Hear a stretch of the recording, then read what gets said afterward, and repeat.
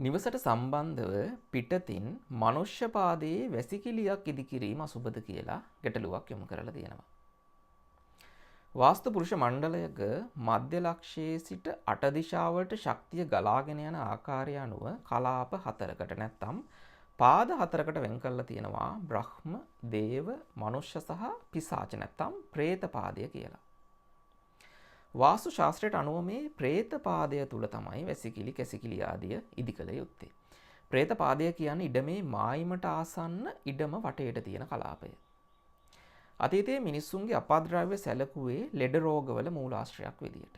අතීතයේ වැසිකිලිවල දුර්ගන්ධය වළක්වා ගන්න ක්‍රමවේදයක් තිබුණේ නැහැ. ඒ නිසා නිවෙස් වලින් ඈත් කරලා ඉඩමේ මායිමට ආසන්න මේ പ്രേත පාදය තුල තමයි වැසිකිලි කැසිකිලි ආදිය ඉදි කරලා තිබුණේ. නමුත් වර්තමානයේ වන විට සනීපාරක්ෂක ක්‍රමවේදවල දියුණුවත් එක්ක අපිට මේ වැසිකිලි වලින් ලෙඩ රෝග බෝ වෙන එක අවම කරගන්න හැකියාවක් ලැබිලා තියෙනවා. ඒ වගේම තමයි වැසිකිලි වල දුර්ගන්ධය අවම කරගන්න අපිට මේ වෙනකොට හැකියාවක් ලැබිලා තියෙනවා. ඒ නිසා වසර දහස් ගණනක් තිස්සේ නිවෙස් වලින් ඈත් වෙලා තිබුණු වැසිකිලිය මේ වෙනකොට නිවෙස් තුලට එන තත්වයටපත් වෙලා තියෙනවා.